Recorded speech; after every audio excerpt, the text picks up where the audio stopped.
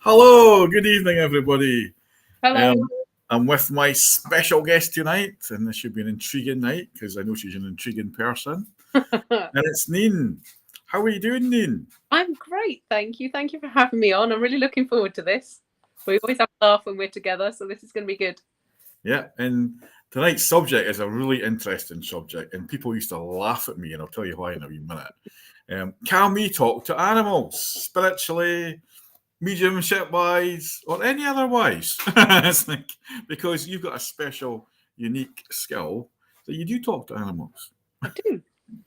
And it's wonderful and it's hilarious and it's more than I ever bargained for. Great. Yeah, it's a whole new world for me. I love So tell us a little bit about yourself, about how this all came about and your kind of little spiritual journey, it. Yeah. and how specifically how you got into the kind of animal kingdom talk. Mm-hmm. Yeah.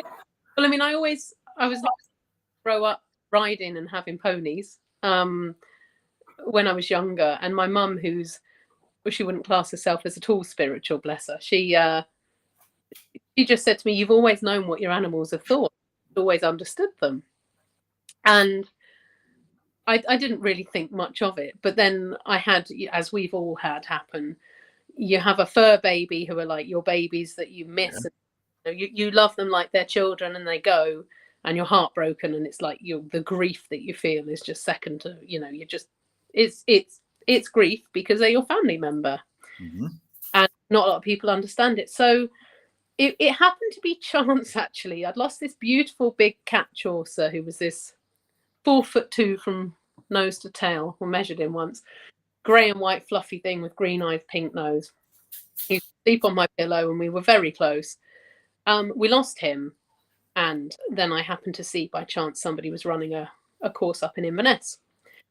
So I took along the photos of him and this other cat, Archie, and I remember just handing over the photo and saying, "Oh, this one's thick and inbred, you won't get anything from him." And she took the photo and she laughed and she said, "Oh, he's hilarious." I was like, "Oh, really?" And we still had Archie around. So I did that workshop with a lady called Joanne Hull, and I haven't looked back basically since then. We just opening up that world of knowing that you can talk to animals, and that actually the personalities that you think they've got, usually you can be a good judge of your own animal's character, but sometimes you get a lot more than you bargain for.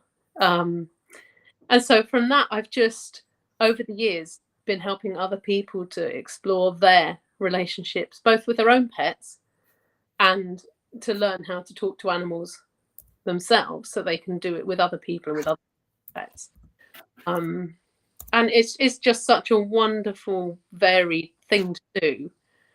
And they're just so funny. And it's, I think the thing I love most about it is you'll get an owner will come to you and say, "Can you please tell my animal, like my dog or my cat, to stop doing this? And there's this going on, and I want to understand why they won't do this and they do that."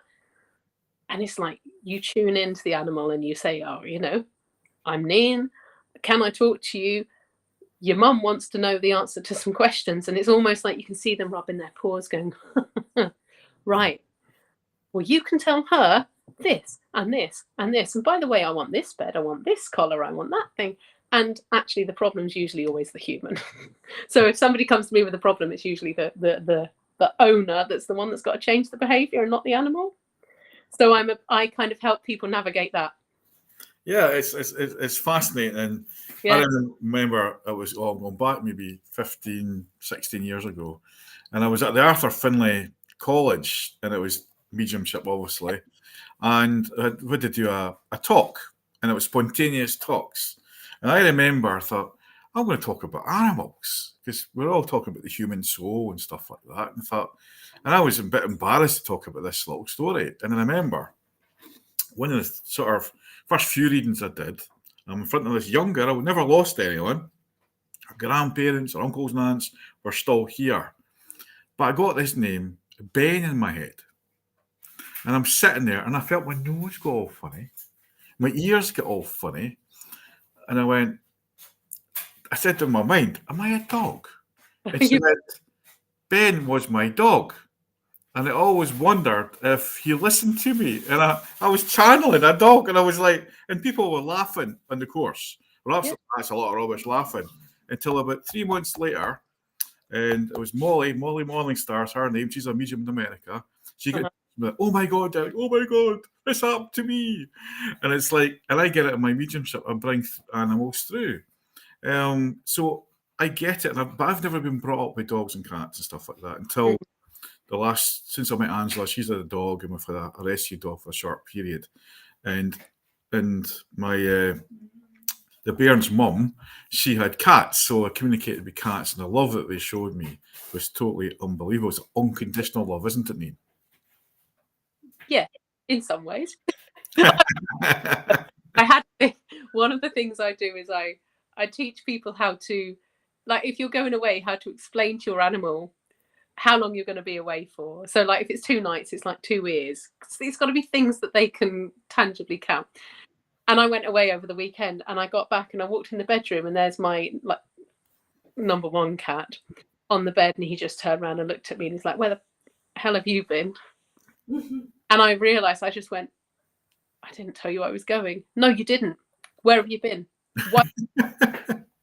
Then he went outside, got really wet, came and stood on me, shook all over me, and then he cuddled into me, and he's like, "Now you can have a cuddle." Just as I was, and now I'll sleep with you, and it's fine. But he was really angry because I'd forgotten to tell him the one thing I tell people to do. Yeah. So yeah, unconditional-ish. And people will think we're nuts, Neen, talking about this. We'll think, can you talk to the animals? Now, I believe we can. It's like, if I could talk to humans that are in spirit, I can talk to an animal. And people slag me off for it or whatever. But one thing I really get is the unconditional love. It's like, you look at that cat or that dog or even the budgie we had when I was a kid. It's almost like I talk to you. Yeah. And if you, other than dogs and cats, have you communicated with any other animals? Yeah. And I mean, yeah, they just, I say all animals will communicate. Cats tend to be, the thing I find when I'm doing readings for people is cats will tend to be very much more guarded with the information they want to give. So I've spoken to cats before who will just give me facts. So like, I'm high up and I can see this. They won't say, I'm stuck up a tree. But they'll tell you what they can see, and they'll go, "I'm trying to come home," but they won't tell you if they're injured. They'll just go, "No, I'm making my way home," because they love us the same way we love them. So they want to reassure us too. Yeah. So when you're so cats tend to be very much more selective with what they'll say to you, like a bit more. And selective is the only word I can really think of. They will be selective in what they want to talk to you about. Whereas dogs tend to be much more open, I tend to find, which is good. But then, there's that old thing of cats are aloof. But there's something I've not spoken to you about before that I wanted to touch on. I once went to a zoo, I think it was in Vienna, and tried to talk to the various different animals there. And so I was going around doing this, and I had somebody else with me who could do it too. And so, we were talking to the tigers, and that was fine. But the elephants, the matriarch answered the question I was asking in my head before I'd even finished asking the question. It was like their level of psychic development, psychic ability, whatever it is, was just so much more advanced because the answers were coming back before I'd even formulated the question in my head. Mm-hmm. And that was really interesting. So I love trying to speak to different species all the time because you just, Right. Yeah. And I remember one time I was up, it's before I moved up here, I was up in Forest actually. I was out in a stable. We'd done a bunch of readings for a group of people, and they said, "Why don't you come to the stable?" And I've always been interested in horses. I've never been. They says, "Well, I'll take you out and show you the horses and stuff." And as I'm in there, I almost could hear the horses talk to me. Yeah. And one was drawn to me. And I remember Ed, and he was a grey horse. I couldn't tell you the breed or what. Just a grey horse, big, lovely. And I got this image of a little girl. And I says, "Is there usually a girl or somebody comes and helps?" She says, "Oh, that's my daughter. The lady who was there. She's not well today."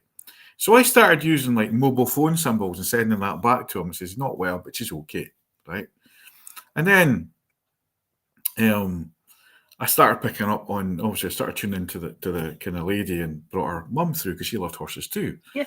And then the stable owner walked in and she didn't believe it. She wasn't into this. That's a lot of rubbish. This is, she's right, Derek. Tell me what's wrong with that horse. Some black horse, right? I says, it's nettles. What do you mean it's nettles? She says, because I felt something itchy here and they showed me nettles, right? Yeah. And she says, what do you mean? I says, well, there must be a dike or something that the horse goes near and there's nettles growing out of the dirt from the dike behind. And I says, he's got caught and that's why he's agitated today. And she went out and I says, it's not far away. I went out and there's the nettles growing out of the thing. And she says, how did you know that? And it kind of blew her away. Yeah. And I wasn't being humanistic. This is the horse telling me this. Yeah. This is amazing. I just allowed it to happen. Yeah. And I also go back in time when I was in the corporate world, right? And we did this networking event. We were out it was a place in Cults in Aberdeen. You'll probably, if you're into the horses now, will know, or the people out there will remember it. And it was a ring, where they go round and round. I just call it a ring. And we had to walk with them. Now, the horses knew who the good and the bad people were, or the nervous, or whatever. And they all came over to me, and I was walking with them, giving them sugar, apples, and stuff. And there was a few people that I personally probably didn't like or was into, didn't go near them.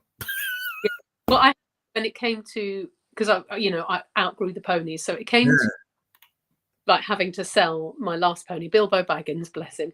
Oh, shame. Remember, these people came along and he stood still. He wouldn't move. He would not step forward. And I just went, I'm really sorry. I'm not going to let you have him. I was like 11. I'm like, you're not having him. But he was basically saying, no, this isn't going to work. These aren't the people for me, And I think you touched on horses. It's the relationship a rider has with the horse is almost psychic in a way, that I always felt that. I remember I used to just say, I never felt like I had to tell him what to do. He just knew. It was like you become, because you're on them, you become a part of them, and they become a part of you, and you do have that really deep connection. So I think most riders do have, whether it's called psychic or, and I think that's part of it, is people see it as hippie woo woo weird, but most pet owners who really love their pets talk to their pets.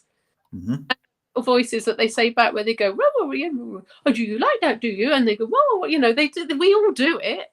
Yeah. And the animals, they do talk back to us. I mean, I had this beautiful cat, Jasper.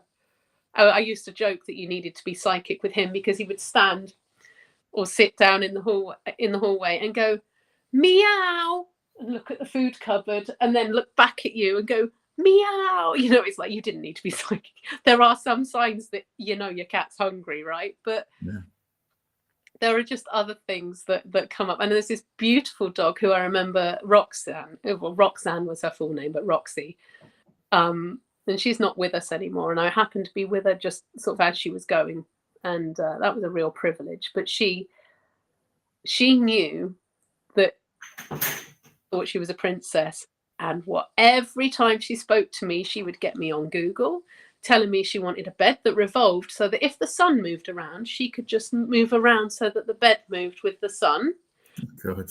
Did this couch thing, hated and it was they always say the things they hate, and it's quite often we'll change things in the house, like put a different smelling plug in or buy a different shampoo or an air freshener, and the animals can't cope with it because they're really sensitive to smells, and it's that kind of thing that they'll come back and go, I hate, or I don't like the new bloke that's coming in, or whatever there is, They'll give secrets away. They see everything.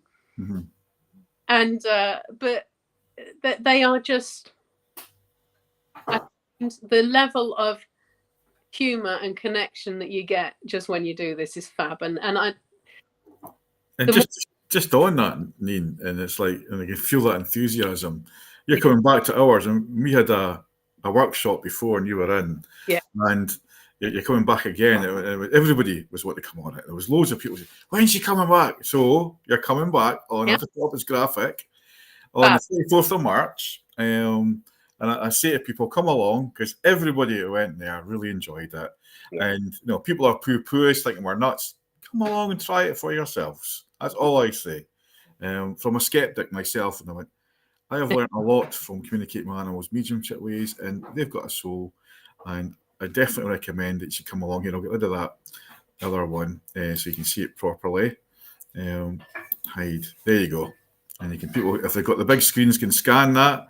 And highly recommend you come along to that. Yeah. And we've got a really honed over at you. There was something different about doing it at your centre to how I've run the course before. Mm-hmm. And it just really fell into place in a way that I've not taught it before. And the thing that I'll invite people to do when they come is I'll tell you how many people are coming on the course, and I need you to bring that many copies of a photo. Or I know you can help people copy it and stuff. We can sort all that out. But the way that we did it in the course, we're going to be doing getting everybody to focus on at a time. So everyone's pets get spoken to, and everybody gets the chance to see how they go. And it was so being in a room with all those people who were each getting complimentary and different things about people's pets, and there was nobody in the room who said no, I can't take that.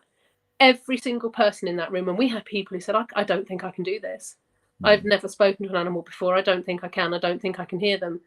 There was nobody who didn't get something, and there was nobody who sort of said no, I can't take that at all. It meant something to everybody. And the biggest thing, because people brought along photos of their pets they'd lost, sometimes in traumatic ways, sometimes just after a long life. But seeing everybody in that group getting that peace from that connection, you get this because you bring this to people when you're channeling.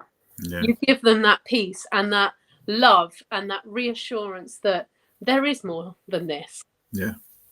That, the animals, they're okay, they're happy, they quite often don't even know if they're kind of in their body or not, because they work differently to us and they kind of don't care. It's all energy to them.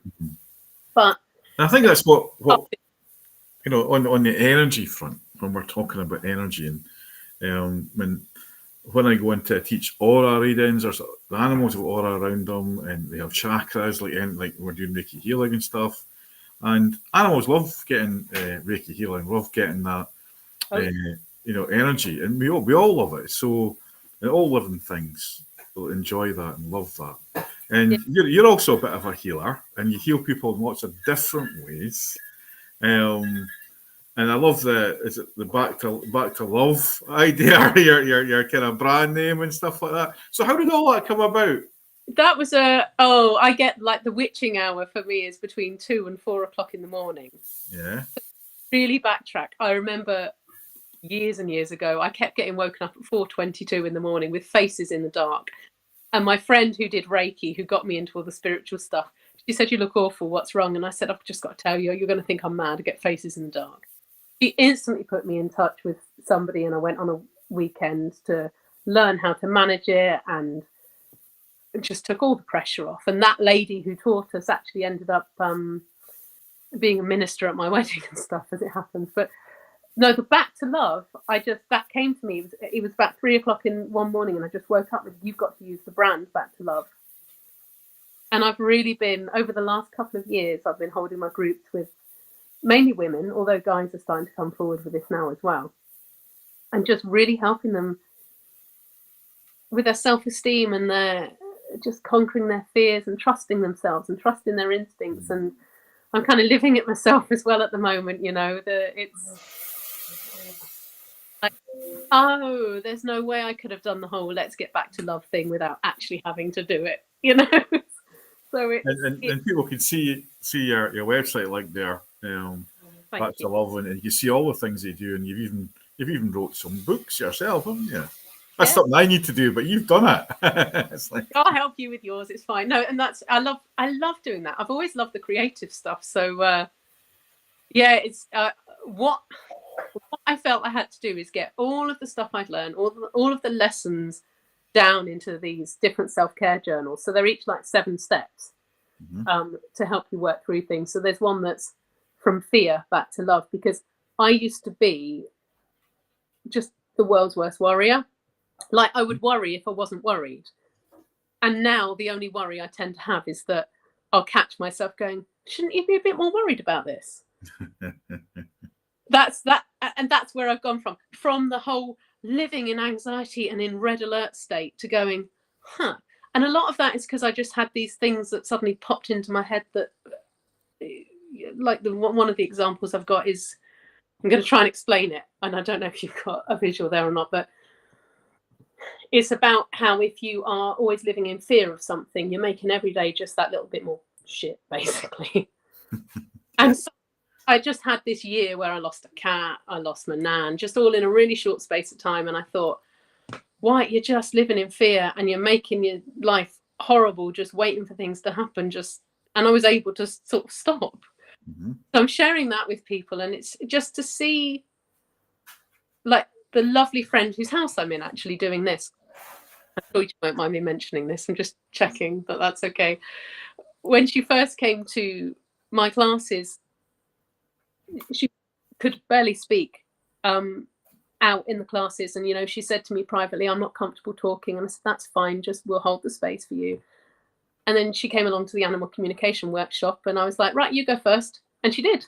And so that's from like a year of working together. And I thrive off seeing people come out of their shell and feel better about themselves, because I think I can see that.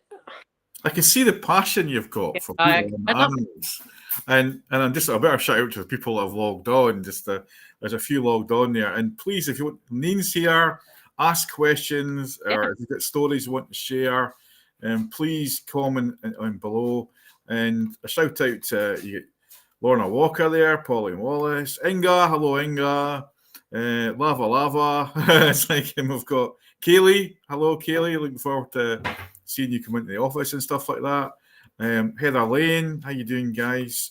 Colleen, and you know, please share to others, because this is a really interesting one tonight. And can we talk to animals? It's always like, is it Dr. Dolittle? Like, oh, you know, I say that. My favourite film growing up was that Dr. Dolittle with Rex Harrison. Oh, just loved it. Yeah. The spirit was. Angela was trying to say something about my session I had. Oh, Angela was saying that she had a lovely session with you, and Oh. it's having that and passing on, because as people go to your website or go to your links, you're more than just I could say, an animal whisperer. It's like, but you get it too when you do a reading for people. Yeah. The other bit, it's and we get that. I was actually at Forest last night doing a spiritual service, and I had animals come through there. And I think we shouldn't, as mediums, we shouldn't hide from the animals coming through, because they're part of your family. They are part of your family, absolutely. And they often have, they've just got, they see, like I say, they see everything. You talk in front of your animals and you forget that they can hear, and they've got their opinions. Yeah. And the amount of times when I do an animal reading for somebody, the animal is giving such information to the owner. And then there are times where sometimes, and this is what I teach in the workshops, where you think, oh, hang on, is this my head? Is this my intuition? And I say, it kind of doesn't matter, because you've connected with the animal and you're using them as a conduit. And nobody ever says, you've given me too much information. No one ever complains that you've given them too much stuff. Yeah. So whether it's coming from you or the animals just opened it up, or they're telling you directly, it doesn't necessarily matter, as long as the message is getting through. But if it's to do with the animal's health, and this is something I will always say to somebody, is, you know, if you're worried, go to the vet. You know, somebody messaged me the other day, something's really wrong with it, and I just instantly felt like I had a urine infection. I went, just get her to the vet now. And actually, she'd already taken her to the vet by the time I'd replied. So it was urine infection. So it's that, yeah. But I don't know. But it's like, I'm just looking at one of the in the dead X. Here's somebody, you get these kind of, not trolls, but somebody's saying, Tarot Destroyer, look at this, I'm going to kind of block him. It's like on YouTube. Who's that? The Tarot Destroyer. I bet King Charles got his prostrate from his dead. Oh, God. Right, let's get rid of him. Block you, sir. I mean, you can't stop this, people coming on, but I was looking at this welcoming people on YouTube, and we all know who Mrs. Angry and Mrs. Little Bit Miffed is. It's like, don't we? And she's sending your love, and all those people who are watching YouTube or Twitch, please comment and let us know you're there. Yeah. And, because we're just doing one Facebook channel tonight, because we had 3 things last week, and unfortunately I couldn't see the comments because I was only seeing it from the Happy Region website, I think, Facebook page. So tonight I've just shared it from that page. Makes sense. People can share it to other groups or whatever if they want, because this is a fascinating subject. And one of the things that I actually like doing as well in a spiritual development kind of sense is getting people to find their animal totem. Ooh, yeah. And is that something that you do or you know about?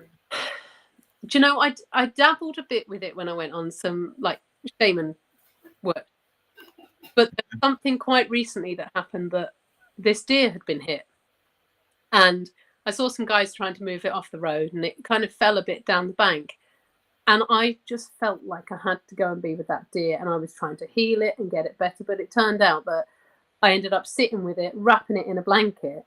I got Lyme's disease from it because it got a tick bite, but whatever. I spent a couple of hours with this deer, just holding it and healing it. And in the end, I had to call the gamekeeper and said, look, can you come and help it out? But just something changed in me. And the one time I did that shaman workshop, it was a deer. All those years ago, I had a friend did a psychic reading again in between. And this, I mean, I'm talking like this is 15 years ago I did that shaman thing. In between that, someone said, I can see a really strong image that you're sat with this deer and you're healing this deer. And I messaged her. I was like, you gave me that message and it's never meant anything. It just happened like 7 years on. But she saw it happen. And it's kind of, I think, like the next stage of, I'd love to, let's do something together with that. Well, I bring it in, and it was given to me by a wonderful person, a shaman person, and my, you could say, totem animal was a deer. And very sensitive animal, very strong, the feminine side there as well. And I also, when I did it's a meditation you do, and you kind of link it. Maybe we do it one night on here, or people come to the workshops, they'll get all this stuff anyway. But I also got a raven. Now, that was very interesting when I visualized the raven, because that week, not only did a deer run into me, or I run in the back of a deer when I was up in Kyle Localshin, up that way in Skye, but also when I came to Aberdeen the following weekend, and a raven flew at the side of my car. Oh my goodness. And I was in a taxi, and this big blackbird flew right in the windscreen. So they were making it known that they were around me. And the Scottish brand Seer uses ravens for remote viewing in its books when you go into that. And that's a direct kind of link to me and my kind of lineage, you could say, and the old Scottish brand Seer. But I get a lot of I've always loved deers and been drawn to deers when I was growing up. And there's always something about the ravens or the blackbirds that I was drawn to. And a lot of people say it's dark, it's not. And birds have got a lovely energy as well. And I've seen black feathers as well as white feathers when you find them. Oh, yeah. There's Lava saying wolf, bear, fox is probably hers. But I've got one interesting one here, right? I'll put this up here. Lorna Walker, my daughter's cat went missing for 2 days, and I called to her and she answered back from a wall. She got trapped and could not get home. I did not know where I was going, but I got her, bless her. And I suppose when we get asked very often to find lost items and see if we can help with lost animals and dogs, and we have tuned in and picked up, and sometimes you don't use your imagination if you're making it up, but we know from doing what we do, not imagination. Sometimes it's channeled information. Yeah. Even now, if one of my own animals goes missing, I have to get somebody else who's an animal communicator to do it, because I've got my stuff getting in the way, because they're my animals. But with other people's animals, when they go missing, you can. I remember that, for example, I decided to be brave and put my stuff out there just to the general public. And so I got a reading. Somebody had lost their cat. And this is the cat that was saying, I'm high up, this is what I can see. And it gave me all this information about what it could see. Mm-hmm. And I was like, are you okay? Can you tell me anything more about where you are? Yeah, I'm fine. I'm good. I'm planning to come home. It's okay. And I got quite a nasty email from the people to go, our cat was stuck up a tree. You're an effing fraud. I'm like, well, no, I'm not actually, because I gave you the information. And the cat came straight through. It's like, I'm really sorry. I didn't mean to get you in trouble. I'm like, you haven't. It's fine. But again, I've had it as well. I did this reading for a kitten that had essentially, they'd had a new baby in the house. The kitten went and lived with a little old lady who treated it like a princess. And it was really tough to say to the people, I'm really sorry. But she's like, they're going, can you tell her to escape? And it's like, she doesn't want to. But you get the information you get in the most loving way. But sometimes it can be difficult, because animals do sometimes decide, actually, this isn't the right place for me to be. I need to go somewhere else. Yeah, it's certainly true. And we've got lava. I know it's lava. I don't know how to pronounce that, we'll be honest. But and do you teach online? Yes. Now, this is something I was actually asked by one of the ladies who came to the last group with you. Two of her family members are down in Glasgow and want to do an online course. So I've been wondering about whether I can actually combine the online course with the day that I'm with you, just get people online to do it all together at the same time. We have the technology. It can be done. So I'm thinking, let's do that for the 24th of March. But if not, yes, I can do online. And I think in the past, I've split it over weeks. But actually, I think having a one-day intensive is a really good way to do it, because you really get to feel into the energy and get to trust your abilities. Because one of the things I do is teach people their style. So for me, I went to a show recently and I was looking at people's pictures on their phone, and I was trying to talk about what I was getting, and I just felt I was getting stuck. And my guardian angel said to me, you know, you work best when you write. So out I got my pen and paper, because I do like automatic writing, it's called, where you're channeling things. Yeah. So for me, that's how I get messages best, is actually to write. And there's this, I'm just reminded, actually, I went over to stay with a friend whose dog loves talking to me when I'm in the room. And I went in that house and he thanked me for the entire time I was there, until the very moment I left, where he suddenly came and gave me a cuddle, because he wasn't feeling well and he didn't want to say how rough he was feeling, because he didn't want to get busted, basically, because he was trying to put on a brave face. But the owner knew this, because she'd said as much to me. But as soon as I went home and I connected with him just by thinking of him or looking at his picture and writing, boom, there he was through. But actually being in the house with him, he was like, I'm just going to snub you and totally ignore you and blank you, because they can choose to do that if they want to. You can't force them to talk. And did you always? Hang on, here we go. There's another question from: did you always have this beaming passion for animals?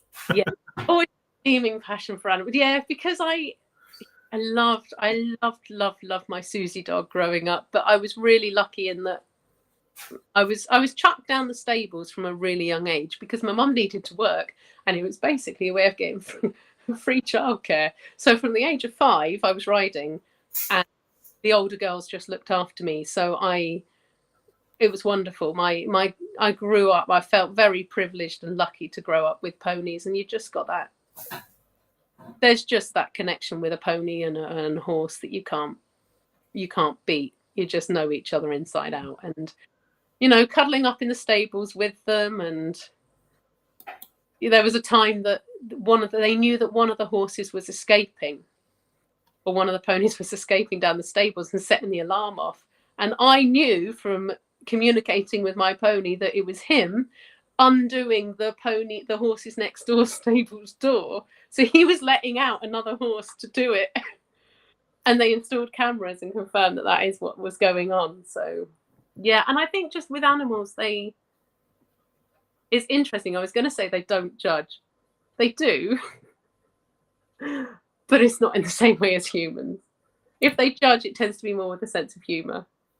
And it's like I've seen over the years, the kind of cruelty that people can give to animals and like the rescue. Because I know a lot of my clients do rescue work for dogs, and some fantastic work's been done. And it's a bit people are more aware of the cruelty to animals now. Especially the donkeys was highlighted the last sort of 3 or 4 years, and dumped and maybe I should do a bit of a fundraiser for some animals sometime. Maybe we can help do that. But I always, what gets me is they still give us that unconditional love. They've still got that capacity for love. And there was a pony I was asked to ride once called Sultan, and I remember everyone was calling him Satan. And I rode him, and I was like, no, he's hurt. He's not evil. He needs healing. He's sad. He needs a lot of attention and time and love. But you've got to persevere, and they will give it back. It can take time because they have to learn to trust. Yeah. They really have to learn to trust. And I've actually seen one of the ladies who came to the workshop, her dog turned around and said, I don't like my name, change my name. He didn't want to be a Humphrey, he wanted to be a Leopold. And it had to be the full name because she started calling him Leo. I'm like, no, it's Leopold. You have to actually say it properly. That is the full name. And that so they have that. But I love nothing more than when somebody comes in there like, he won't listen, he won't do this, I just can't communicate, I'm starting to regret getting him. And I just open up the communication between the two of them, and they get each other, and then the relationship improves, and they learn to forgive each other as well. And so in some ways when you go and see a family, or you go in to see a client in a house and the animals there and stuff like that, you're not only helping the animals. No. You're helping the people as well. And this is what you're skilled at as well, and all the other things that you do. And it's the same as us. It's like we're not just psychic mediums or crazy psychic guys that pull cards, because with some comments on YouTube, which I delete there or anything, and then it said, I thought he was from Portugal or something, and I'm laughing. It says, I always say to people, do your own research. Yeah. Come along to an event or show. Don't criticize something that you've never been to. Because I was the world's biggest skeptic when I worked offshore, and I was a big North Sea Tiger guy, big trade union guy. I know I was getting things channeled to me then. And I think we've got to kind of have thick skins in this trade. It's like, when you were like the two different facets, how did you handle that from the thing of you were getting the channeled messages? Were you just like, were you aware that they were channeled, or were you just thinking, I just know stuff? Or how did that? It's a bit of both. It's like being a chef, you're very intuitive anyway, because you know when things are going to be ready without looking at the clock, and you visualize, because you learn visualization, what's going to look like, the meal, the buffet. So you're using your natural skills. So when you open up to the energy work and you start feeling it and sensing it, it can be quite scary at times. And it's like some people get wrongly diagnosed and end up in hospitals because they've got a spiritual gift. They don't know how to do it. But then you learn about grounding. You maybe get drawn to a spiritualist church, or somebody comes into your life and helps you. And then you realise that it's normal. It's the other people that are abnormal. Yeah, and that's what and then you surround yourself with your tribe. Like, I know we've been doing this. Every time I come in, there's somebody else there, and I kind of like, you introduce us. It's like, oh yeah, I know you from somewhere. It's like every single person, but of course it's like some tribe. But yeah. Okay, you're right. You do, and the more you do it, the more you pull around you, and the more supported you feel as well. And that's it. And I think, coming on live, and am I worried what anyone else thinks? Yes, in a way, because I want people to leave these chat shows informed, educated, curious, and also, to be enlightened a little bit. Yeah. I don't know why this is coming into my head, but there was a time I did a reading for a dog, and he's passed on now, bless him. But he'd suddenly started going on red alert at a certain time of night, and so he showed me a dark figure outside the window, and I was trying to say, maybe there was a window cleaner who scared him. He's like, no, tell her what you've seen. And I'm like, tell her that there was a guy dressed in about, you know, it was basically a burglar outside the window, saw the dog and went, oh shit. And told me the time, told me when it happened, gave me a rough timeline. And I said, right. So now I had that responsibility to relay that information without causing any panic. Yeah.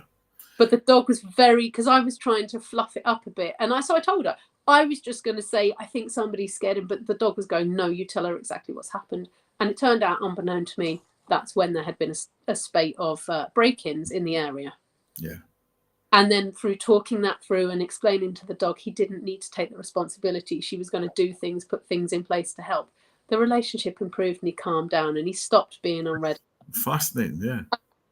And it's just like, so all these little things that. And it ties in, Neen, this ties into the next question. I know Andrew's got a wee question to ask you in a wee minute as well.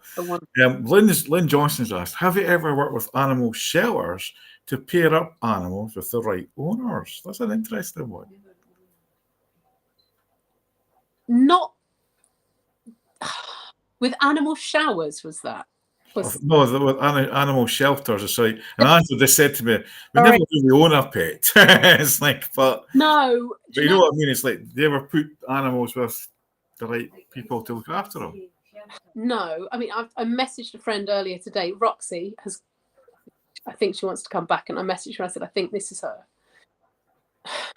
So, no. But I think part of that is I've got 8 cats, right? Good. 3 of them have moved out to live with other people because they're like, oh, we can't cope with this. And that's okay because they're happy. But technically, I've got 8 cats. And I haven't, in part because I think I would end up just wanting to bring everything home. But it is something that kind of is calling me a bit more, is to help people understand the stories behind the pets, because the amount of people who come and I've got a rescue pet, I don't know what happened, and I tune in and I tell the story, and it can be difficult. Yeah, it can be. It's that I would need a lot of support from my tribe, like my network of people, to support me if I go down that road, because I know I would feel the anger towards the people that have done the stuff to the animals. I know. Because I would feel their emotions. So interesting question. It is really interesting. And there is, thanks, Lynn, for that question. There is people that already do that. So, and I reckon you'd be very skilled at that. Now, Angela's got a question. Animals tend to, though, they do choose their owners totally, because we had a lot more kittens than with grieving. Oh, that's this is a good question. Angela's asking, how do animals deal with grieving? Same way we do. Yeah. Obviously, there was a different way. Well, no animal would be the same in the way they deal with that. No, and that's it. That is it. So so in a household where you've got animals that are passing on, all of the other animals in the household know that one of them is going. They can feel it. They can sense it. And quite often you'll see that the soul's not in the body. You'll be like, I'm looking at my dog and that's not my dog. She's not in there. Because the soul's already gone off and the body's just carrying on going. But actually, I got into different facet of stuff I've done in the past. I got into flower remedies because, also my big grey fluffy cat, his sister got run over and I saw him grieving. He whined. He actually whined like a dog. He was crying. He was bereft. And that's what I got into the flower remedies, the batch flower remedies, because of him. And I know people say bark, but apparently it's batch. I got a book on like emotional healing for cats. Yeah. Because they feel everything so keenly. So a biggest tip to anyone is just talk to your animals out loud. It doesn't matter whether you think you're psychic and they can hear you, just talk to them.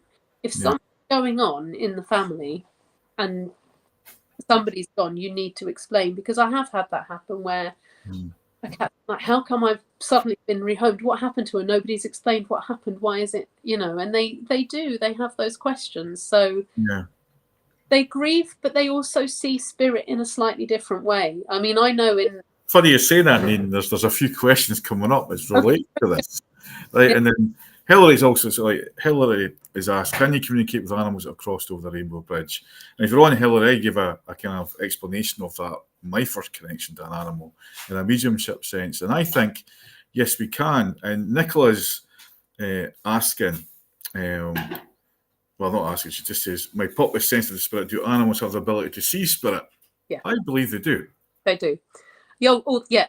Yes. Because I had a cat, Tiggy, who, but she'd sit in the middle of the hallway and scream and cry at night. Why are you doing that? She's like, because he won't talk to me. He used to sit and cuddle me, and he doesn't, and now he ignores me. And she was talking about my father-in-law, who used to sit and cuddle her, who was walking up and down the house and like ignoring her, and saying, "Oi, hi, I'm here." And so they then had to build their relationship back up when he was in spirit. And yeah, they do. Yeah. And I think most of us have seen, you know, it's something I've heard a lot of is, oh, sure the dog saw something out the corner of their eye. And, you know, they do. And I remember this brings back a wee story. And it was back to horses. I remember doing a reading in a house, and I know this person was into horses, and I got the name Thunder. And I said, who's Thunder? Oh, that's my horse, right? And she says, he's not very well just now. And I says, and then like on the Sky TV programs, if you're in the bar, they always had a little pint thing, right? Yeah. But I seen this pint thing in my head, but I seen Guinness below it. So it was like a big pint of Guinness in my head, clairvoyantly. And I seen this. So I said, who's Guinness? Because I'm seeing a pint of Guinness, right? And she says, oh, that's the horse that passed over just lately. I says, well, I says, you need to let him get out, because Guinness is out in the field and he wants to go and play with Guinness. And I was totally blown away, and she was in tears. Yeah. And I just said, and she went down and seen him the next day. He was all healed. He just wanted out. And he was about the field on his own, but as if he wasn't on his own. No. And that's it. Yeah. Surf them. Well, that can answer Nicola's question as well. My experiences, Yeah.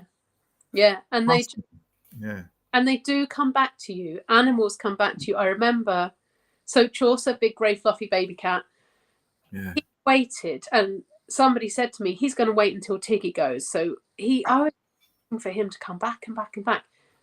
It was another 10 years before he came back. But the second I saw him and his brother, who's come back now, they came up to me, and they came up to the other cats in the house as if to go, hi again.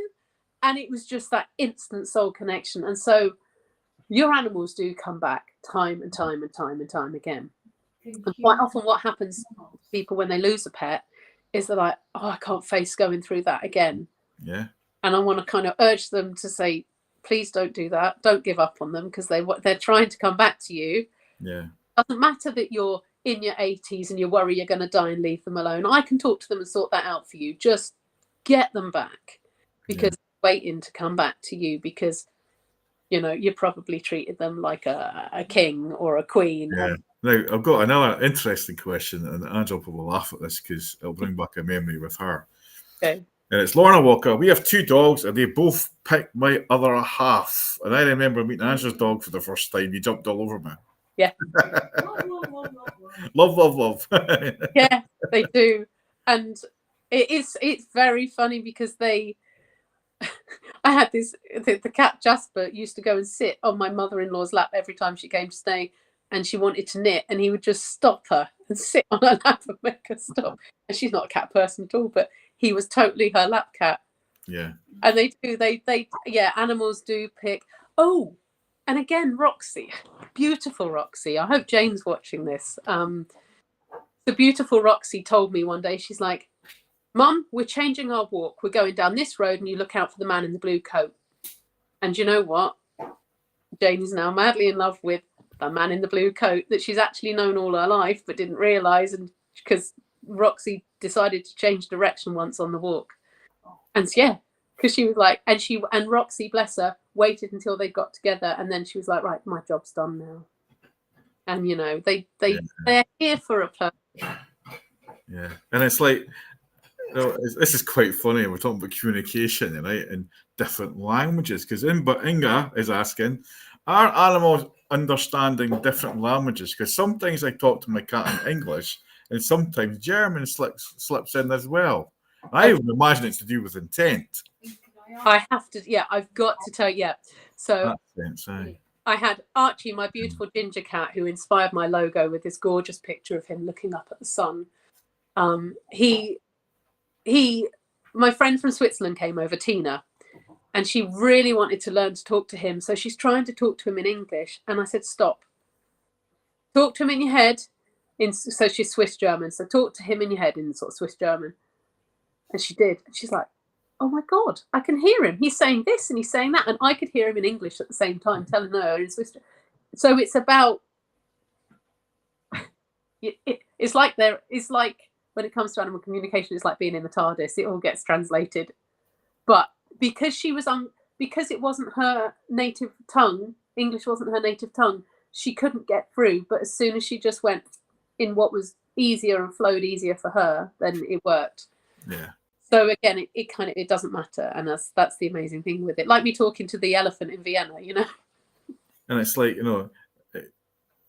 Lava's saying the same thing there. Have you ever figured out why cats like certain people but not others? I think it's the same the question we had earlier on, but the dogs fall in love with our lovers or not, or been kind of standoffish with somebody, and you find out that person wasn't a nice person or whatever. Yeah. And also, just sort of, you can answer the three of them is this is quite interesting. It kind of comes on the same sort of theme. Lindsay Forbes, how do animals know when their humans are ill? Because they get clingy and snuggle on the store parts. And I so have had that with cats and dogs. When I was my back injury and stuff, the cats used to lie in my back when I was, and I know they were giving me Reiki because it felt the same. It's like, I know when I was, I've got a photo. I wish I could show you, but when I was pregnant, Merlin, the cat that gave me the attitude for leaving him, he laid on my tummy the whole time. And now I've got just my son and him have got this beautiful relationship where they just snuggle up, like laying against each other in bed. Mm-hmm. And I'm sure that he was connecting with him while he was in my tummy. And so how do they know? I don't actually know the answer. They just do. Which is a really rubbish answer to say, but I think you're right. It's a lot of times when we do this kind of spiritual work or communication with animals, humans, or whatever in the spirit realm or in this realm, it's like if you start going into the science or start asking questions about how do I do this, how do I get this, you kind of go off your head a little bit. I just do it now. Yeah. But the science is catching up. The quantum physics, all it is catching up with us. Yeah. Yeah, but it's the way I also describe, and you might be, I think you are different. So you're really good with like getting names of things. I'm rubbish at getting names. And I tell people this when I do readings, but like, please don't trust if I get a name because I'm not that good with names. I want to learn that more. But I always have to ask somebody just the question, are there other animals in the house?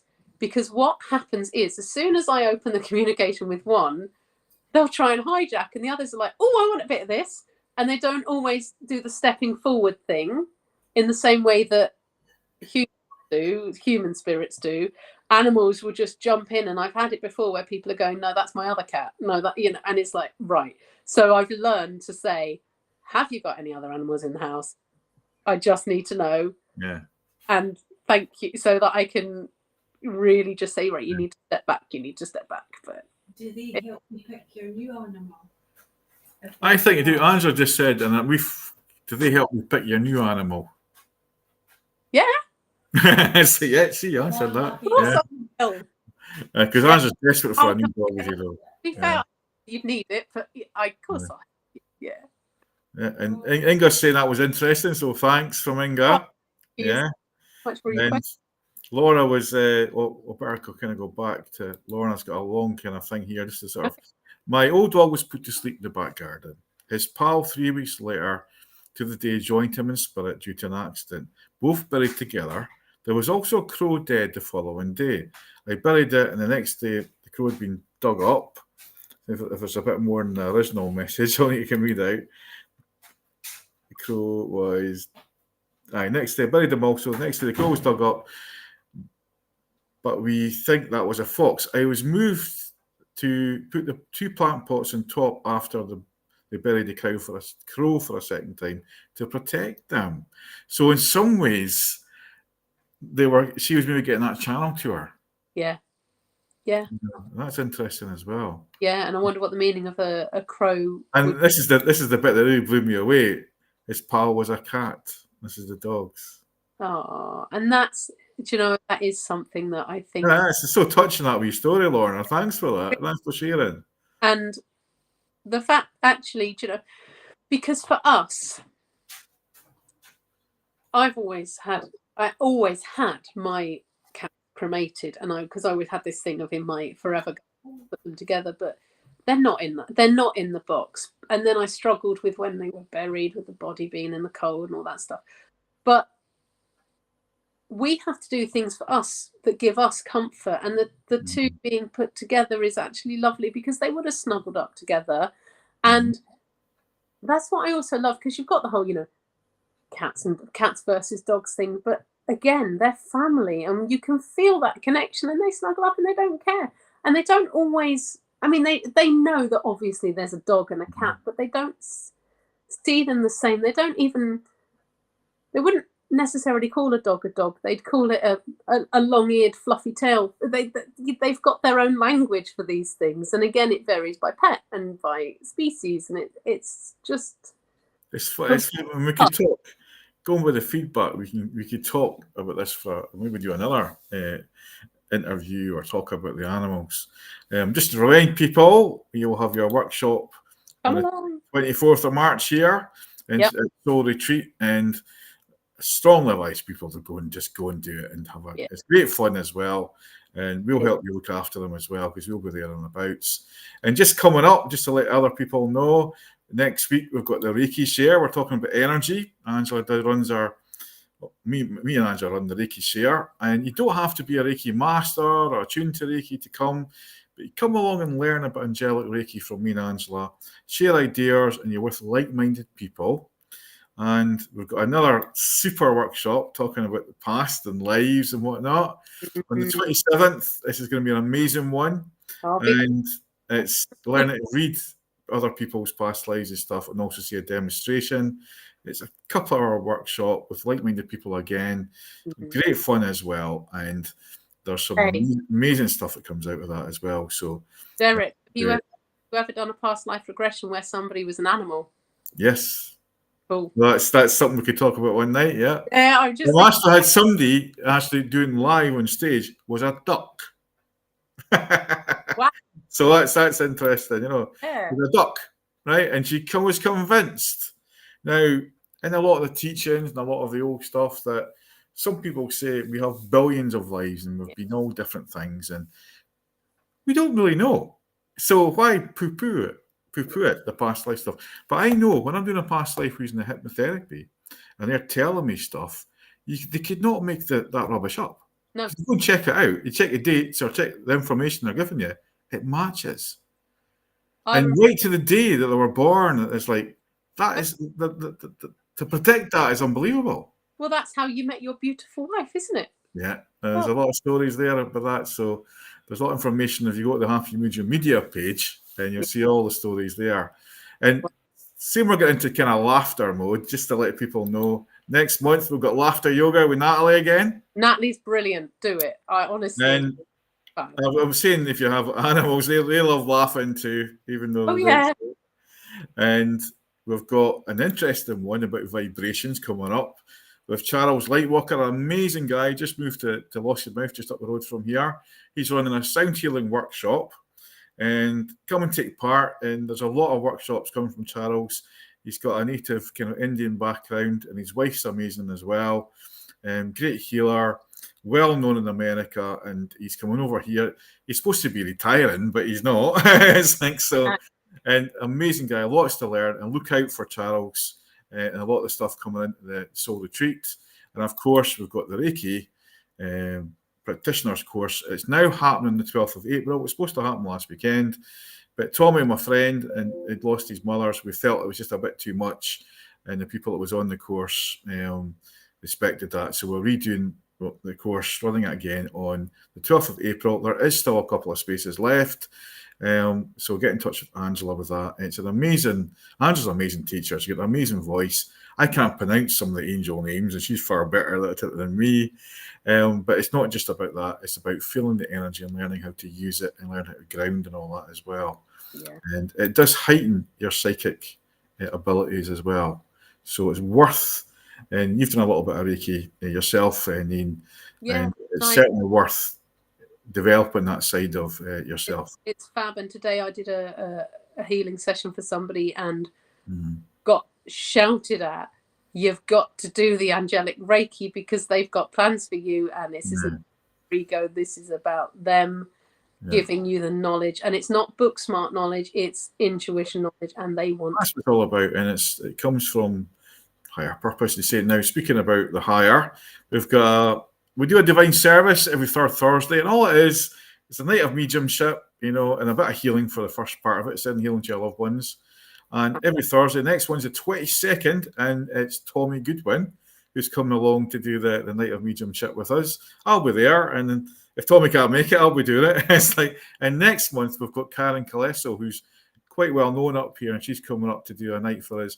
And what I like is, when I went to some of these things, you meet lovely, like-minded people, and they all disappear. So we allow people to stay back, have a cup of tea and a coffee, mix and mingle, network. And the last time, everybody enjoyed it, and you can share the story, and it gives us a chance to speak to the people we're drawn to, because people forget, sometimes we're restricted in what we can say by law now. Yeah. And it's really, really hard sometimes when you get stuff. We can't speak about birth. We can't speak about finance. We can't say you're going to drop dead. And when you come to these things, you don't get that sort of stuff anyway. It's all about the loving memories that they want to share with you to let you know they're still there.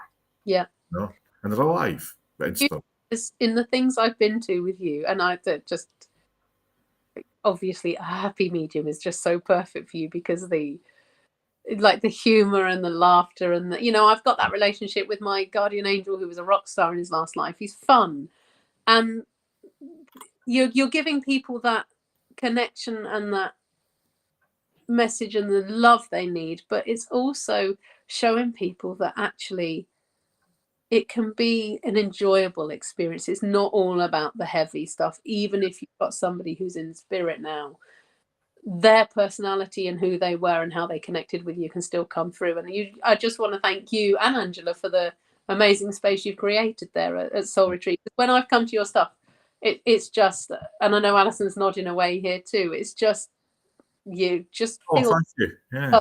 Don't you? And I think that's what we like to be. There's people say, oh, you're egoistic, you're doing all these things. It's not. I want to serve people. And I'm confident in what I do because I've studied and learned and put a lot of work into it, as you have.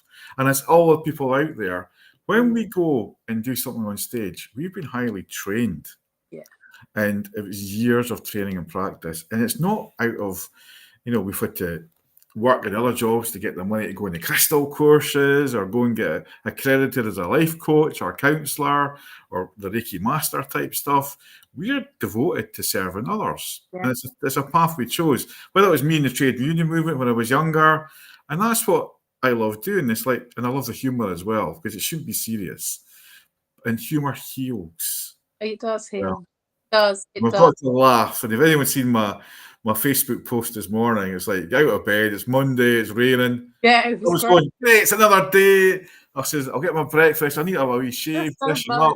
Yeah. And it's an attitude thing in the morning. Take that couple of minutes, guys, in the morning to look at yourself in the mirror and saying, how do I really feel? If I feel happy, why do I need to go into work and feel miserable? And if you're feeling miserable, well, what will make me cheer up? Who could afford? And I think that's what we forget. Now, Lindsay Forbes come up with, I'll put this story up. We had a couple of kittens from my granny's cats over the years. but they seemed to hate each other when they were together. I always wondered if they didn't know they were related. Yes. Now, I said how I've had cats that have moved out. I have this beautiful and very expensive cat that we bought. We don't know. We know we've done all the rescues. We decided to push the boat out and buy a posh cat. So we did. She gave birth to 8 kittens. And we decided we were getting her spayed. We spoke to her. She was happy with that. As soon as she was spayed, she buggered off to one of the neighbours. And her daughter went to live with her. And they couldn't stand each other. And I was asked, could I please come and take them back?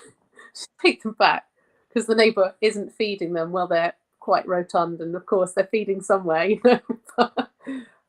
So we took the daughter back, and we had to really rehabilitate her because she was quite fiery and feisty, and she didn't want to be touched. And I was thinking, God, we have to rehome her. She's not happy. We got to say she was happy.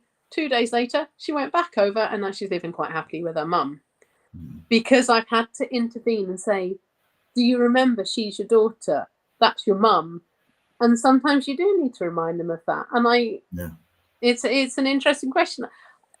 Being related isn't the same for them. Do you not think, Neen, like in normal families, well, there is brothers and sisters don't go on, or they don't. So Yeah. maybe it's just normal. Yeah. All the time with all the people, that's for sure. And there are those moments where, one of my cats, he's great at just going in the face of another one to just go, just shut up and leave me alone. And the other cat just knows it's like, okay, I've pushed it too far, and we'll just give him some space. So again, you're right. It is. Everyone rubs each other up the wrong way sometimes, right? Yeah, definitely. Oh, and be mindful. Can I just say this? Please be mindful of the language you use, because if you call your cat a fat, like you're fat or stupid, some animals will basically say what they think about you back, but some actually do take it to heart, and they can have quite sensitive dispositions. So just mind your language a little bit if you're. Yeah. You got to. And just speaking about language and stuff, right?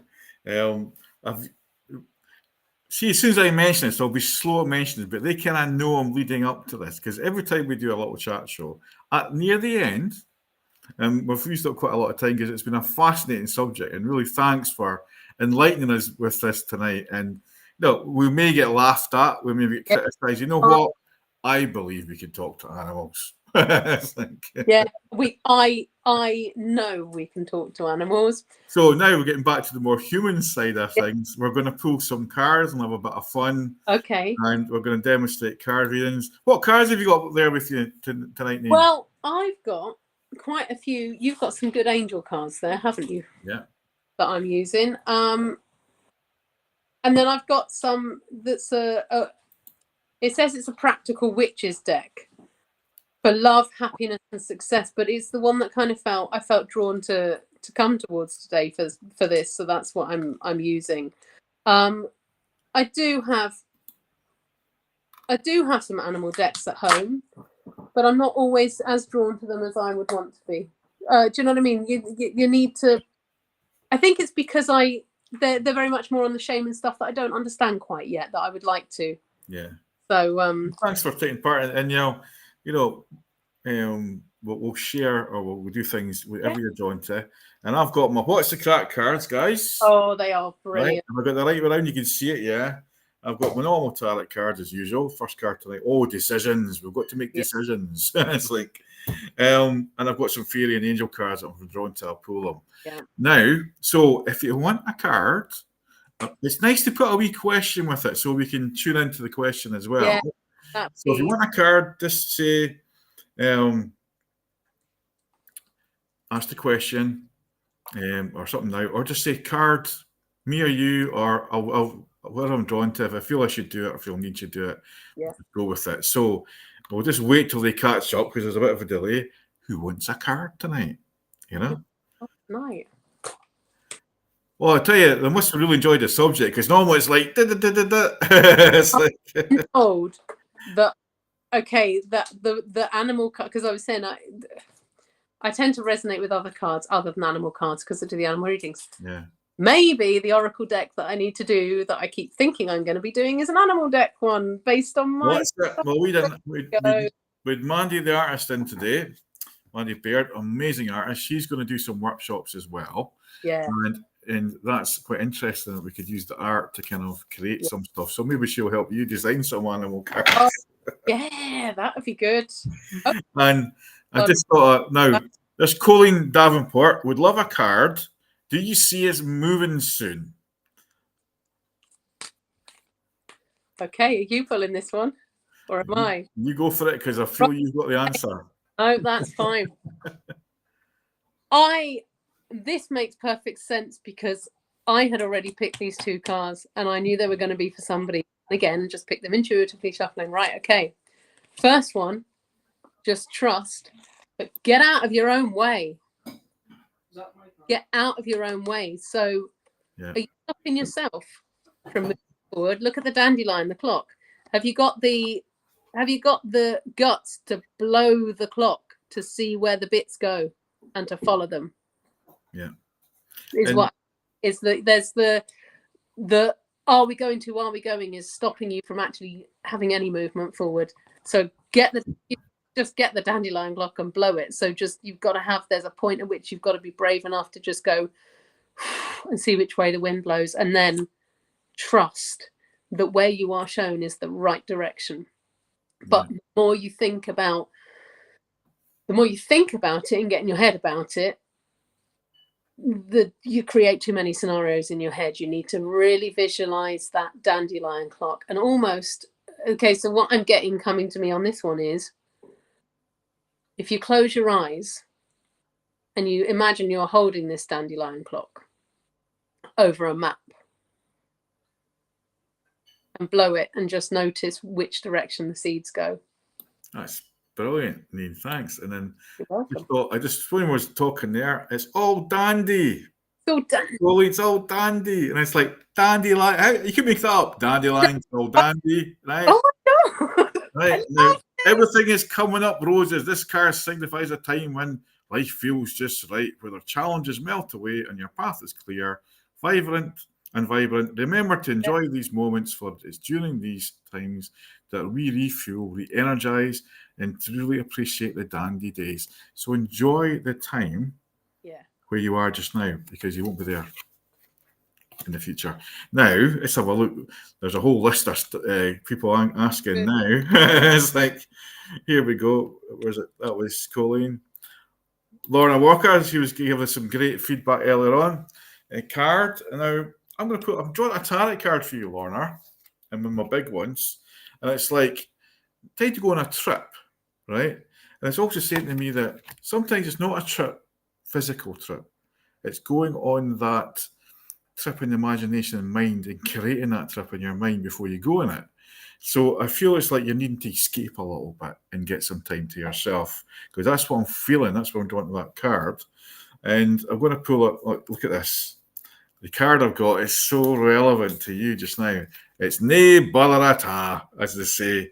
So stop worrying. You do need a bit. Sometimes life's challenges may seem overwhelming, but it's nae bother is the Scottish way of saying, I've got this. It's a gentle reminder that with a dash of grit, a sprinkle of humour, you can tackle anything that comes your way. So when life tries to ruffle your feathers, just remember, it's nae bother at all, Lorna. I pulled a card for Lorna at the same time you did your first one. And the card was travel talismans. Before you travel, create a charm, like a talisman of power, something that makes you feel happy. So we're talking stuff from nature, shells, sticks, anything that you're drawn to that means something to you. Just make a point of bringing it and keeping it with you for a bit, because all of that, every time you've got it with you, is going to remind you of what you want and what you want to go towards, and it'll help you with this traveling process as well. So because of the fact that you will have picked them up on your travels, you'll have been walking, so it all helps support that moving forwardness. That's good, because I just get some feedback from Colleen there. Wow, thank you so much. I really needed that. So I've left you with that. Now, Lindsay Forbes. Now, I know Lindsay kind of pretty well, so I'll let you kind of start on this one. See what Right. you think. I will pull you a card, Lindsay, just quickly after Neen. Is this just any card we're going for without that one? We're She doesn't ask the question or anything. Okay, Mrs. Time to start stepping into your power properly. You are way more powerful than you know you are, and you're dimming your light.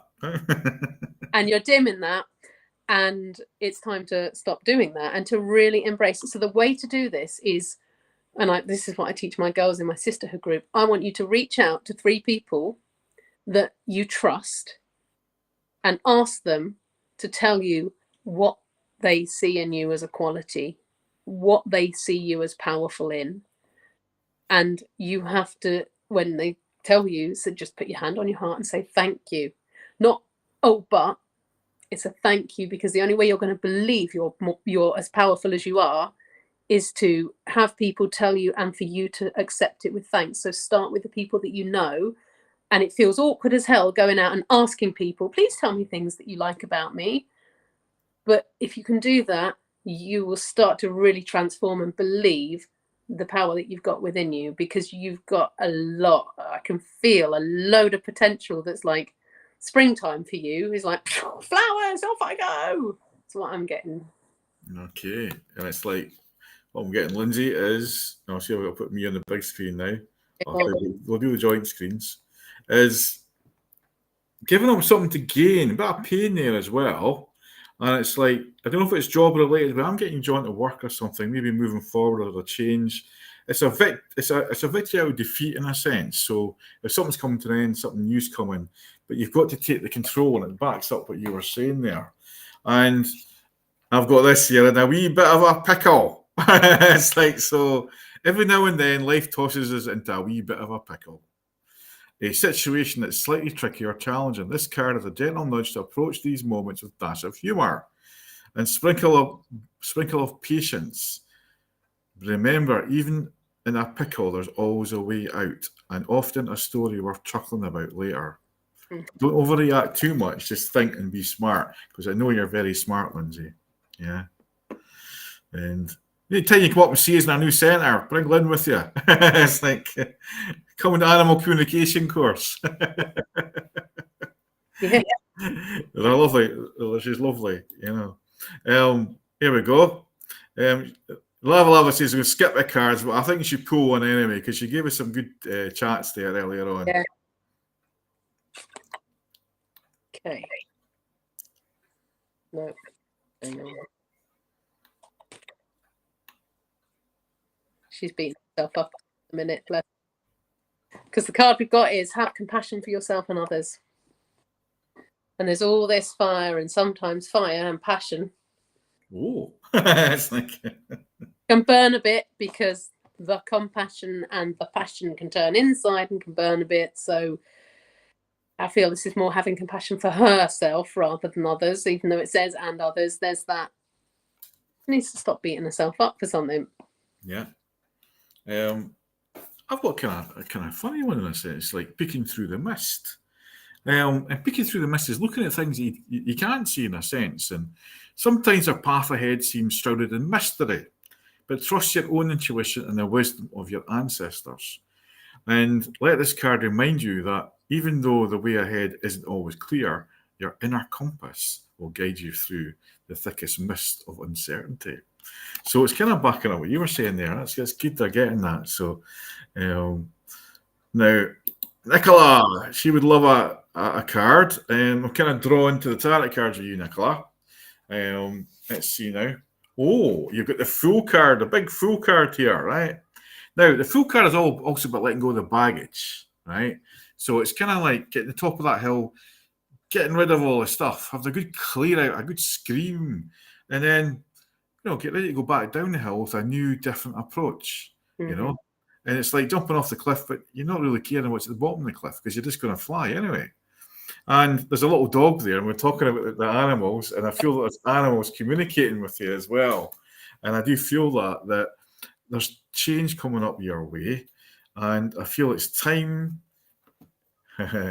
Look at this. Where are you off to? It's like, so instead of making decisions, just go somewhere. And that's somewhere in your mind. And look at the bird there you've got. Yeah, no, as you Yeah. were saying, time to fly. And it's like, basically, this is what this is saying is life is never a straight line, right? Every twist and turn and detour holds a lesson. This card prompts you to reflect on your direction. Are you heading towards what you truly matters to you? This is what I'm feeling. It's taking that time out. If not, it might be time to calibrate, follow your heart, and let your passion light the way. Yeah. But what is your real passion, and are you really passionate about it? So there's a couple of questions there.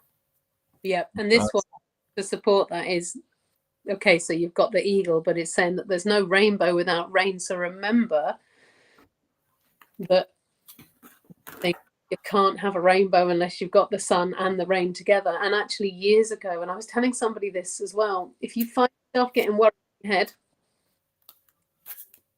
and you just find that you're getting worries coming more and more, just think of a rainbow or say the word rainbow over and over in your head to kind of push out and say, do you know what? I'm not going to let those thoughts take precedent, because I know that this is just whatever I'm going through is going to lead to something beautiful.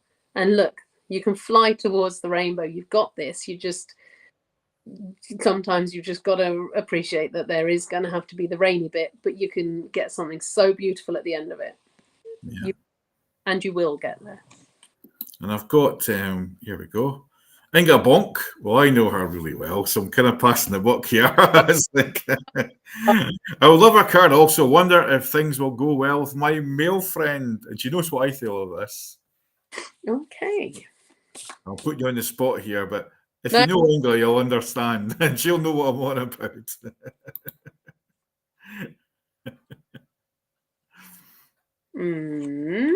Okay. I've been told to get two, and then I'll tell you. So bear with me, because the two are coming together. So this is actually the Wild Spirit Oracle that I'm using here. These are quite shamanic as well. Okay. So the two cards we've got, the first one is all about feeding your soul here. So it says, I feed my soul with nutritious blessings from the ground. I reap the bountiful harvest with gratitude. So this is about focusing on what you can grow for you on your own at the moment. What can you focus on growing for you that's going to nourish you, for you, regardless of anybody else at the minute? Okay. But it only takes one ember to rear the flames again. It only takes one ember to reignite the flame within. And I know this because I've been living this a bit. And I know this passion still burns within me. A little bit of a sense of looking outside of somebody else, outside of yourself, to get the passion and the love you deserve. I'm living this at the minute. I can't even tell you. You've got to find it for yourself as well. And then everything else will fall into place. Everything that's meant for you will fall into place. But actually, there's a little bit of maybe you've forgotten that the passion can start with you. Yeah. It's... and I've got, she's going to laugh at this. I'll put one double screen here, right? I have na Scooby.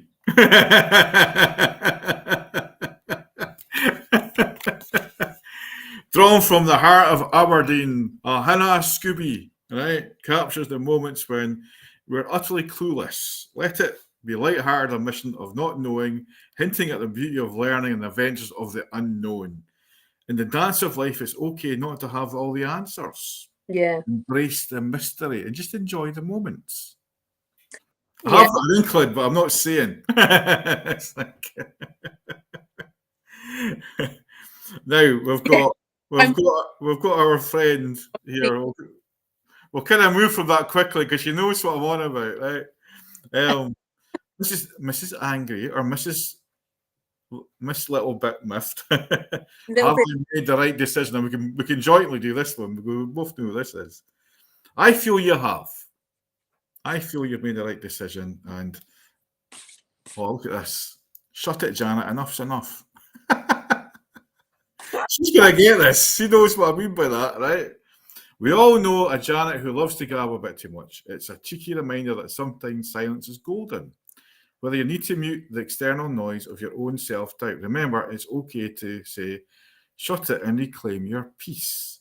If it's someone you know, say shut it to yourself, because we're overthinking. And just, it's hard, I know, but sometimes we've got to, and there's, look at that, fuck this for a game of soldiers. It's like, Oh, you see how I totally this is so, she's going to laugh at this. as well. Come on, I'm about to do nice horse following each other. Come on. Yeah. You got to lead from your heart. Where you lead from your heart, others will follow. Look at the animals around that. She loves the animals. Well, there you go. She's missing them. So you don't need to force or try. Okay. Mm-hmm. Yeah, you need not force or try. Just just trust. Like completely trust yourself more. And the only way you're going to learn to trust yourself more is actually by just making decisions and living with whatever happens as a result, but trusting that you'll be supported and keeping people around you. And keep up that sense of humour too, and go and do some flipping stand-up.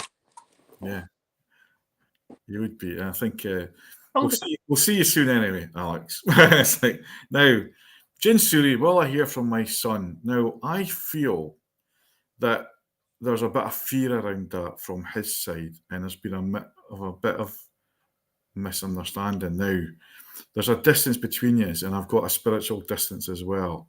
It's not something I would speak live on air about, but I've got this, you're a beauty, right? So he's saying you're a beauty, and it comes from the heart of Glasgow. It's a banter, it's a compliment that shines through. This card celebrates the allure of genuine spirit and natural charm. Embrace your beauty, both within and out, and let your radiant spirit lift those around you. Always remember, you're a true gem. Now, that's a message. You've asked about his son. If that's coming from his son's soul to you, you're a beauty. Right? You get anything around that? Yeah, I actually pulled a card, which is this one here. And it says on the card, the cycle of nature reminds me that what is lost is merely a transformation of energy. So just the energy around the relationship has shifted at the moment. It's not lost, it's just changing for now. And it says to remind yourself that in spirit, all is infinite. You're always connected on a soul level. You're always connected. And Derek, as you got that card, it's just the relationship's transformed at the moment, but it's a thing, you know, it's a cycle of nature. Things come back around. Yeah. Like it's just, yeah. Back to horses now. Just sort of go through the messages here. Some feedback from Lindsay. Thanks, guys. I'm not good at accepting compliments, but I'll give it a go. I think my life lesson is this time around to learn patience. It's like, and Nicola saying thank you. That's answered my further question. Yeah. Inga Bog's laughing. It's like now Lynn's got a wee thing here. It's not a question, but my hands are practically vibrating with energy. Now that's the healing. Yeah. That's the energy you're feeling. And sometimes, you know, it just comes when we need it. So put your hands somewhere where you need the healing. Very often my hands vibrate. I put it on my chest. Or on a pet. On a pet. You know, just I'm feeling the heat already. And if it's too much, just say, can you turn it down a little bit? Because my hands are vibrating. It's the same. Do you ever get the ringing need in your ears? Hey, am I getting like do you ever get the like when you go into a room, you can feel the pressure, you get the ringing. Yeah, right? yeah. When we're doing spiritual work, a lot of people say to me, I've got a ringing in my ears, or it's like tinnitus. I says, yes, but you can tell them to turn it down. Yeah. Because it's energy, it's frequency. Like a real itch. Yeah. And it's like, okay, you need to change that for me. And just what you were saying about the healing, the way I describe it feels like holding warm lemonade. Yeah. And I love it. I know I can feel it now, and it's great. Yeah. And it's natural. You've not long been attuned to the energy, so it's adjusting to energy as well. And Lindsay, definitely they heat up. They do. I was always told, you get such hot hands. But sometimes I might feel my hands hot, and you learn this from the Reiki shares, but the personal feeling freezing cold. Yeah. And it's just amazing how the energy feels for different people. Yeah. And it's funny because you were saying that today, after being with you guys, I went somewhere that I'm going to go tomorrow. And I went in and I was like, oh, I'm going to have to do some work on this place before I'm in there tomorrow, because it's just the difference was, and I could feel, it was like I could feel the vibration around my head, like you said. And I was thinking, oh, I'm not going to do this. No, it's got to be. Yeah. It's just amazing. And we're coming near the end of tonight's chat show, but we'll just sort of go through all the events coming up. And first of all, we've got your big event coming up on the 24th of March. So get in touch with, I'll get rid of this caption again. It's like, any questions beforehand, so you can on that flyer, give me a call. Do ask. I'd rather people asked, and there's never a stupid question. Yeah, I'm talking about I'm talking about talking to animals, and people think that's a bit weird. Yeah, but it works and it happens. So there's no weird question for me. Just we're going to play with it and have fun. And we've got the workshops coming up. The first one coming up is the past life one, and this is a really funny, intriguing, and it's interesting as well how we can connect to others' past lives and learn to read them. If you're developing your intuition, this is one to go on. It's fun, and you'll learn a bit more about past life regression, how I use it in my work and my practice, and also you get a demonstration of it. And you'll be with like-minded people in a lovely room. We've also got the more detailed kind of workshop coming up on the 9th of March.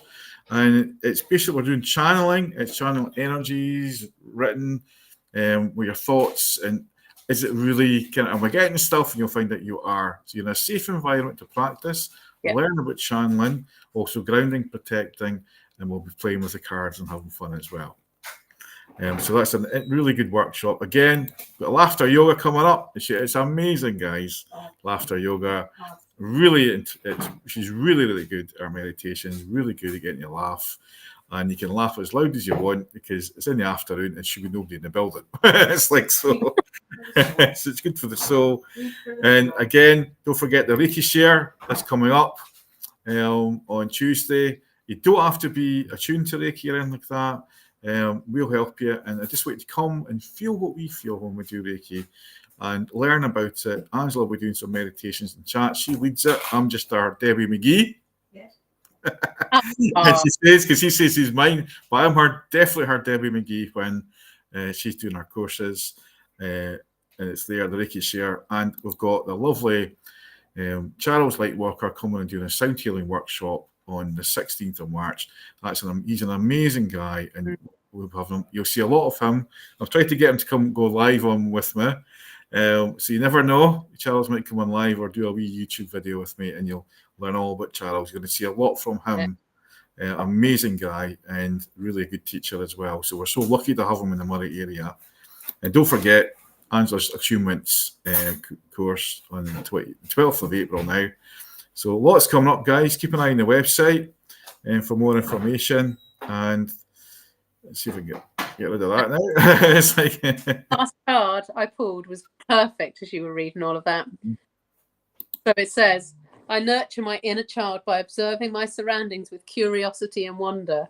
And that's pretty nailed and covered with all those workshops and events you guys are running. And and with the laughter that you were mentioning, I tend to find, people think of communicating with spirit and stuff as a very serious practice, but from my work with having a rock star as a guardian angel, it's such fun. And when our vibration is in that laughter and that fun and that curiosity energy, it's like they all go, whoa, let's bring it on, and they get behind us even more, and it's just a wonderful time. So some great events coming up that I know I'll be at loads of them.